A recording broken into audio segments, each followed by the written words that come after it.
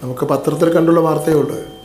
ഈ അഞ്ജന കൃഷ്ണ എന്ന് പറയുന്ന IPS ഉദ്യോഗസ്ഥ, അവർ DYSP ആണ് അവിടുത്തെ.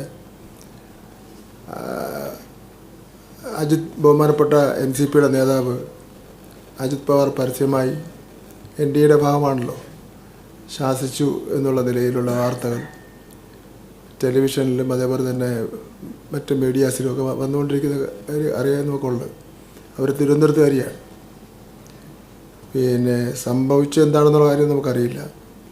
വാർത്തകൾ കാണുന്നത് അവിടെ അനധികൃതമായി മണ്ണ് ഖനനം ചെയ്യുന്നതിനെ അവരെ ചെറുക്കുന്നതിന് വേണ്ടി പോയപ്പോൾ ഉണ്ടായിട്ടുള്ള ചില പ്രശ്നങ്ങൾ അതാണെന്നാണ് പറയുന്നത്. എന്തായാലും ഒരു മലയാളി IPS ഉദ്യോഗസ്ഥയാണ്, പ്രാദേശികവാദം പറയുന്നതല്ല. ഈ അത്തരം സത്യസന്ധമായി കാര്യങ്ങൾ കൈകാര്യം ചെയ്യുന്ന ഉദ്യോഗസ്ഥരോട് നമ്മൾ അവർക്ക് പ്രൊട്ടക്ഷൻ കൊടുക്കുകയാണ് വേണ്ടത്. അതോടുണ്ടായിട്ടില്ല. പ്രത്യേകിച്ച് മലയാളികളോട് പൊതുവിൽ ഇപ്പോൾ കേന്ദ്ര ഗവൺമെൻറ് അത്ര ഇഷ്ടമുള്ള സമയമല്ല.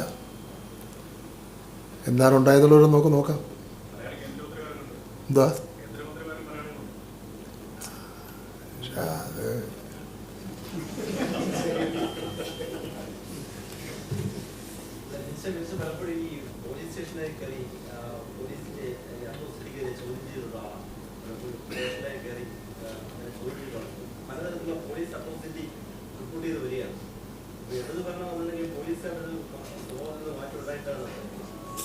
ഒരു 8 മാസം കഴിഞ്ഞ് നോക്കി വീണ്ടും നോക്കാം.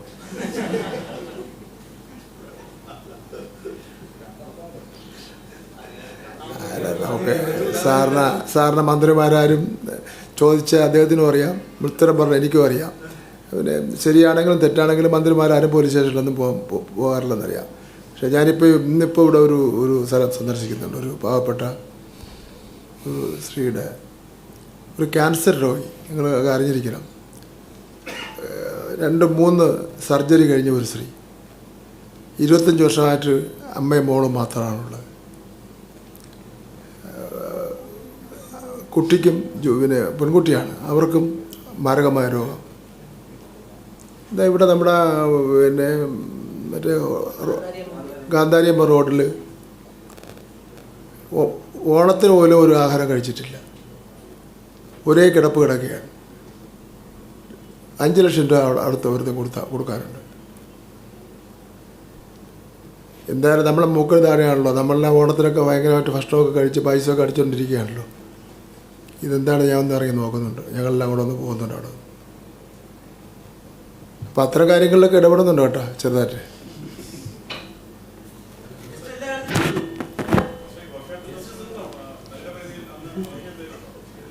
സാധാരണഗതിയിൽ അവധി ഉച്ചശേഷം കൊടുക്കാം.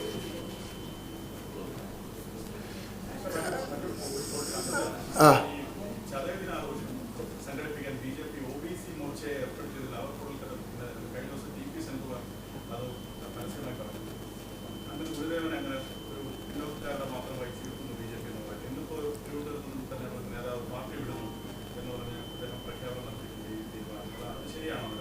ഒന്നുകൂടെ പറയാം.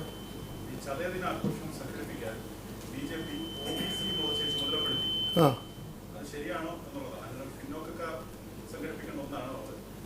അല്ല ഒരിക്കലുമല്ല.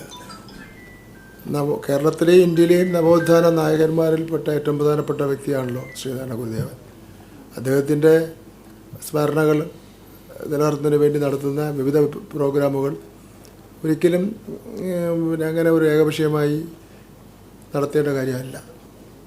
ഏകപക്ഷീയമായി നടത്താൻ വേണ്ടി ചുമതലപ്പെടുത്തിയിട്ടുണ്ടെങ്കിൽ വരാൻ പോകുന്ന തദ്ദേശ സ്വയംഭരണ സ്ഥാപനങ്ങളിലെയും അസംബ്ലിയിലെ ഇലക്ഷനെ മുൻനിർത്തിക്കൊണ്ടാണ്.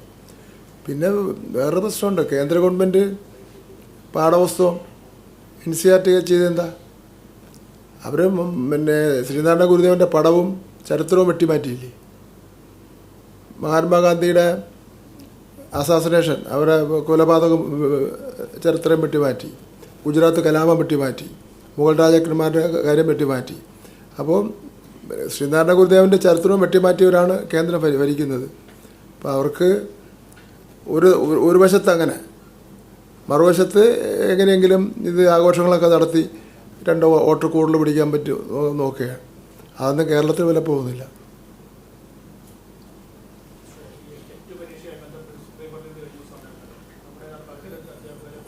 പകുതിയിലധികമല്ല, 2000 അധ്യാപകരെ ബാധിക്കും.